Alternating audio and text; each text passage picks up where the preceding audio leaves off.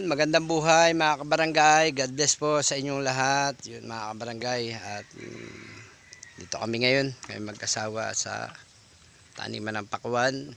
Ayan po. At nagdidilig-dilig. Ano po?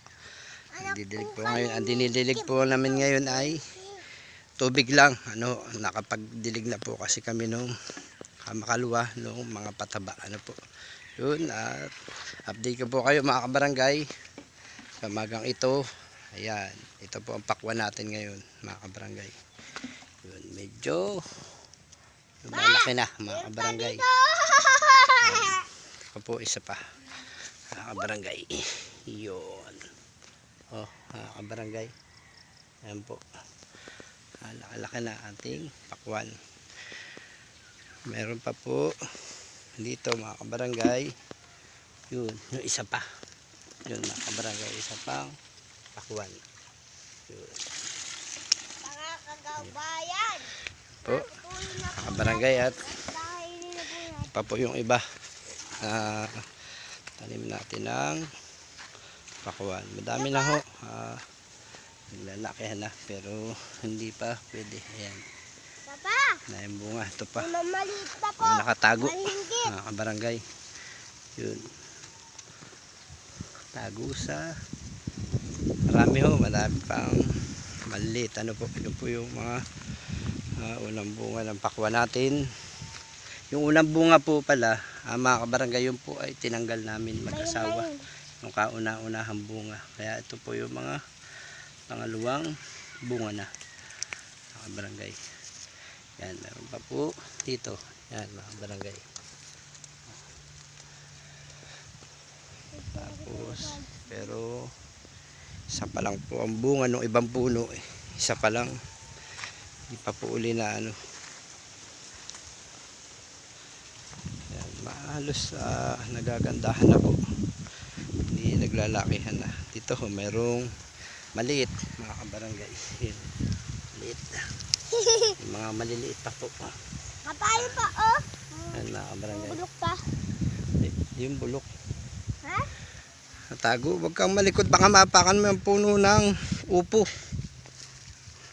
Yan, ito po mga kabarangay, lalaki.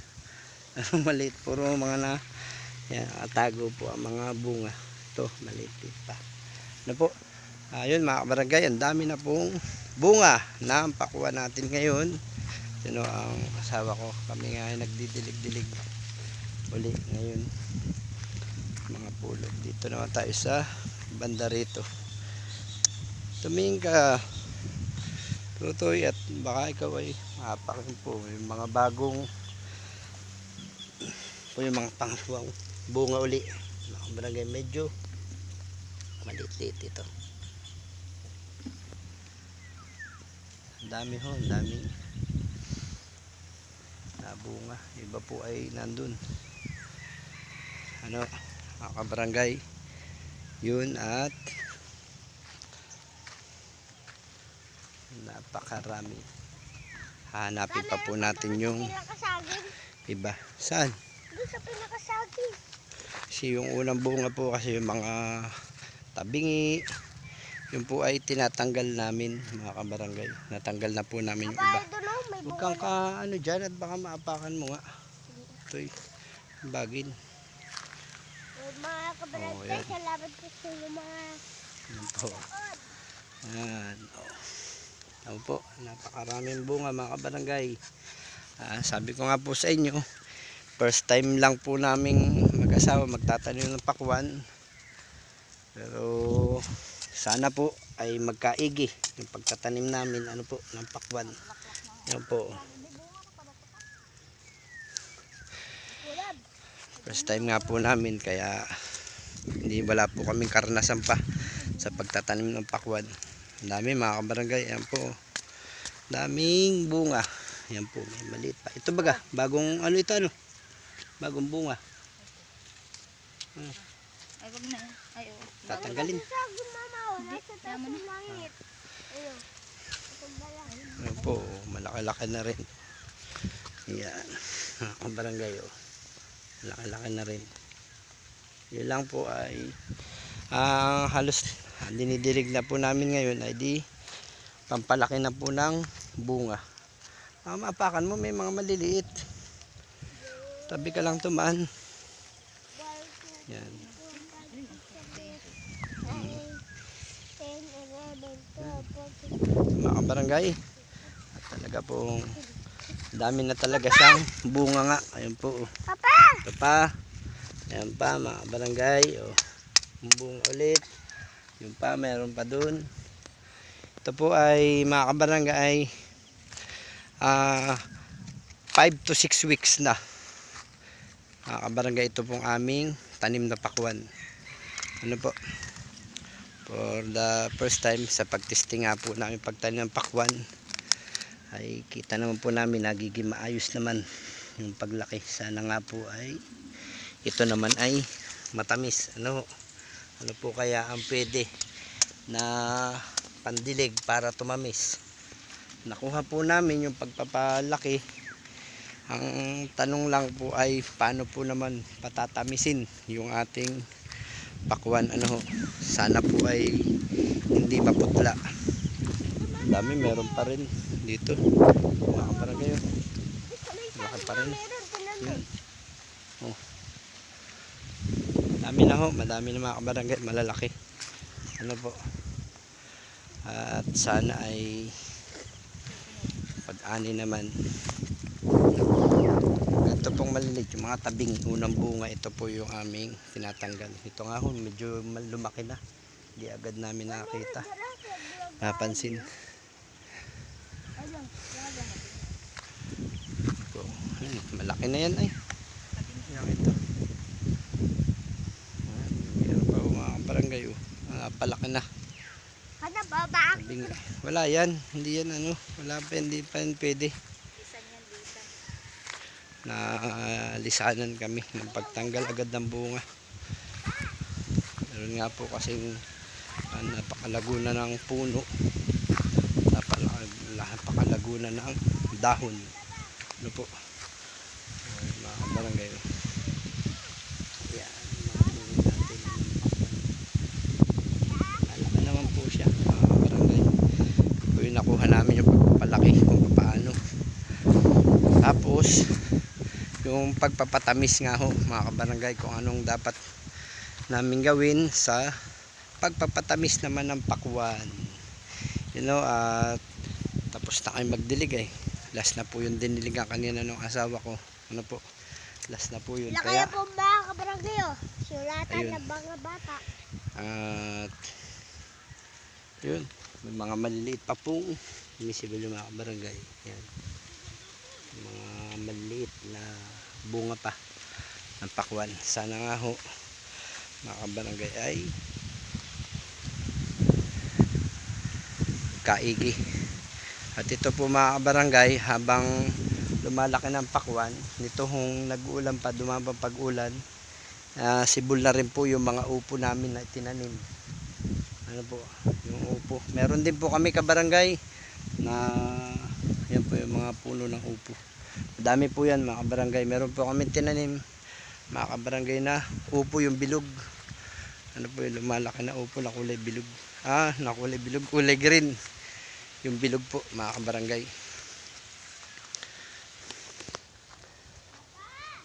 Yun po, sabi ko nga po sa inyo, first time lang kami magtatanim ng pakwan. Dito po mga kabarangay, ang talagang malaglago ang puno at dahon ng pakwan. Ano po, ang dami pong bunga. Hindi mo po pansin kasi nasa ilalim nga po yung bunga. Yun nga lang po ay hindi kami pili ang pag-apak. Ang dami hong bunga, maliliit pa po ang bunga dito. Yun lang ay hirap lumakad at nadaanan po ang bagin. Ayun po mga kabarangay, gusto niyo po makita isang malaki, hindi naman kalakihan, malaki na rin. Ayun po mga kabarangay, yan, nakatago. Tapos ito pa po yung isa, yan po yung magkaiba ang puno mga kabarangay. Hala lang po natin. Hala ko po ay iisang puno pero magkaiba po yung puno niya. Mga kabarangay, magkalapit lang sila. Marami pa po, yan pa po yung iba. Ayaw ko lang po lumakad na lumakad dahil maapakan ko po yung ibang bagin. Ano po? Kasi nga po, hindi po talaga kami nag-uuli maigi pag dito sa madaming bagin kasi ito nga po yung Pagapangan. Doon lang po kami sa may mga puno ng pakwan. Ano pa po mga kabarangay? Ano pa po? Ano po? Kabarangay. Kaya sa susunod, sana magkaigi po kami at para sa susunod talagang mas malawak na taniman ng pakwan ang amin pong gagawin. Nga lang ang hindi namin masabi kung mas matamis po ba yung pakwan mga kabarangay, kung mapapatamis po namin yung pakwan, ano po, kasi yung pagpapalaki nakuha na po namin mag-asawa yung pagpapalaki ng pakwan kung paano palakihin, pero nag-aalangan pa rin po kami dahil sabi ko nga ano kaya lumaki nga kaya, pero sa nakikita po namin na ngayong update ay parang tingin ko po naman ay lumalaki nga po yung pakwan, ano, dahil malaki na po naman talaga, malaki po siya, parang ito po tamo lalaki. Sana ay lumaki pa. Update ko po kayo mga kabarangay kapag ito ay lumaki. Ang ano ko lang po talaga ay yung ano yung tama na pailagay para tumamis.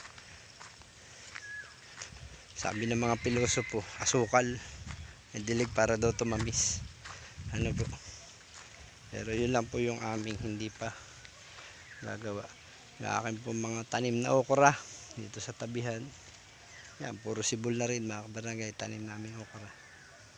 Doon yung iba po doon may bunga na, yung una naming tanim na okra, pero hindi pa ho karamihan yung bunga kasi bago pa lang siya na bunga, ano po.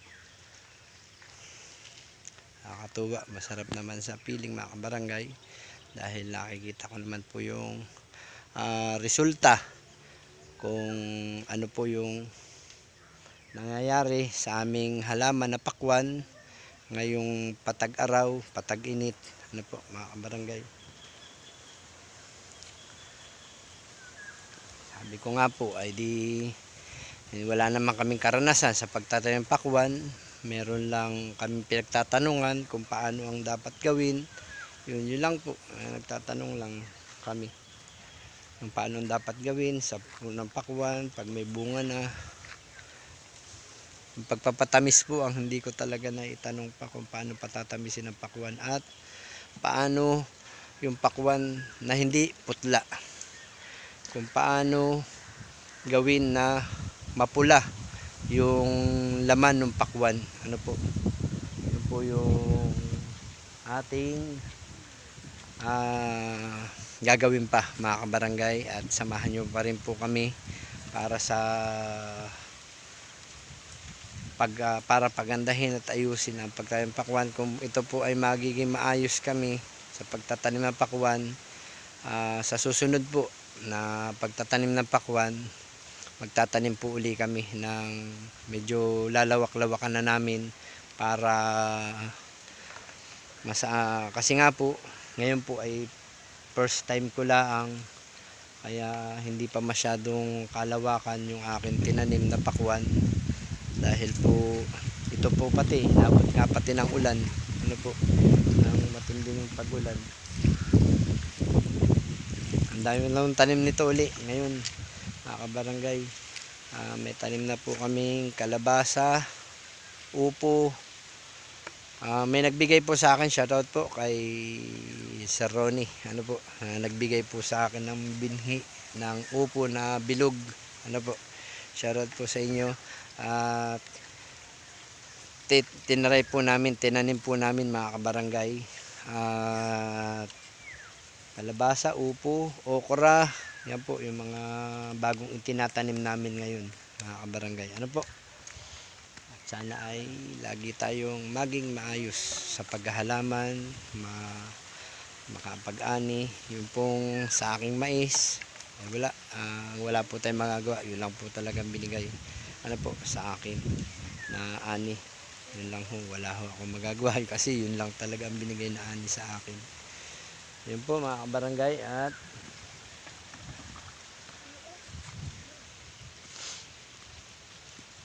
kaya iniisip ko po mga kabarangay kung ano yung pagpapatamis ng pakwan. Ito po iniisip ko ay yung pagpapalaki na malaki yung mga 15 kilos po bagang isa. Pero kahit po hindi na umabot sa 15 kilos, kahit mga 10 kilos na lang po ang isa mga kabarangay, masaya na po kami mag-asawa. Pag po ang isang pakwan namin ay tumimbang ng 10 kilos ang isa, di masaya na po kami mga kabarangay. Pag po ito tumimbang ng mga 10 kilos ang isa. Yan po mga kabarangay. At Mga kabarangay, maingay, yan po ang alagang makulit. pagkatimbang po, kakainin po namin. Ay, Masaya po, kakainin. diba? Ay, masayang kainin. Ay, huwag mo agad kakainin, hindi pa nga hindi pa nga Hilaw na po ay ay, hilaw pa nga. Pinapakain na po sa baboy at Pinapakain. Hilaw pa nga, Tabingi na po. pinapakain sa baboy.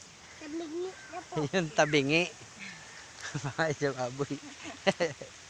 Ito po mga barangay, update ko rin po kayo yung aking pong kulungan ng baboy. Yung aming mga biik mga kabarangay ay wala na. Nabenta na po mga kabarangay. At yun po. Alright mga kabarangay. At dito pa rin sa taniman po ng pakwan. At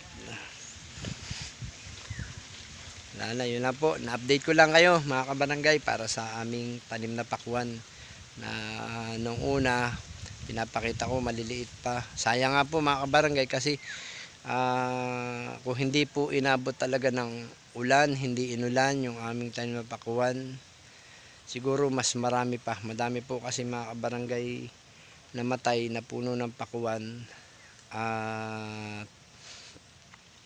Hindi na po kami nakapagtanim din dahil nga po ulang-ulang pa rin. Ganun pa rin yung mangyayari. Kaya po ito po mga kabarangay, yung tumuloy na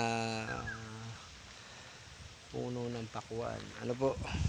Madami pa rin po naman.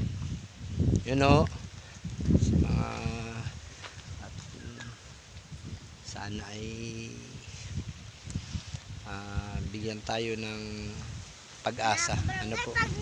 Sana ay Makakaawa. lumaki, matamis para sa susunod o mga kabarangay. Maayos na. Maalam na namin mag-asawa kung paano yung step by step na pagtatanim ng pakwan at pagpapalaki ng bunga at yung pagpapatamis. Sana matutunan ko yung pagpapatamis din ng bunga ng pakwan. Mga kabarangay. Yun naman po, may mga pataba naman po kami na talagang inilalagay. At yun, lalaki. Maganda na pakwan. Nakakatuwa po mga kabarangay na yung aming for the first time na pagtatanim namin ay nakikita namin na may talaga na gumaganda at tumaayos yung po aming tanim na pakwan. Kumbaga po nakikita namin na yung tanim namin pakwan ay lumalaki. Yun po, nakakatuwa po mga kabarangay. Kasi unang-unang pagtatanim namin, napapag-aralan namin kung papaano. At yun din po ay base rin sa aming nagtuturo sa amin kung papaano ang tamang proseso. Ano po nagtatanong-tanong kung papaano ang maganda doon sa mga talagang sanay na magpakwan. Mga kabarangay. Yun mga kabarangay, dahil tumataas na ang araw, kanina po ay mga alas 7 nagdidilig, mga alas 6 nagdidilig na po kami. Ngayon po naman ang dinidilig ng asawa ko ay yung tanim naman po naming upo, mga kabarangay. Kalabasa pala. Ito pala yung kalabasa. Yan po mga kabarangay, yung puno ng kalabasa. Ano po? Yan, madami rin po yan. Sunod. Tapos doon po ay talong. Tapos doon po sa bandaron. Sinasalitan na po namin sila ng tanim. Yung ating pakwan para pag ano po ng pakwan, yun naman ang lalago, yung kalabasa, upo, at saka po yung okra, tsaka talong. Ano po, mga kabarangay. Ito lang po, talagang lagi lang tiyagaan sa pagdidilig. Kailangan po matyaga lang talaga sa pagdidilig. Ano po, yun po mga kabarangay. At kami po ay kakain muna. Ano po, pa po kami nag-aalmusal, mga kabarangay. Kape lang po kami kanina bago magdilig. Ano po mga kabarangay, maraming salamat po sa inyo pong panonood. At sa lahat po ng papasok sa trabaho, mag-ingat-ingat po tayo mga kabarangay. At sa lahat po ng lalabas galing sa trabaho pauwi sa kanilang tahanan, mag-ingat po kayo mga kabarangay. God bless po sa inyo pong lahat. Ano po, ingat po mga kabarangay. God bless po. Ingat po kayo palagi. Salamat po.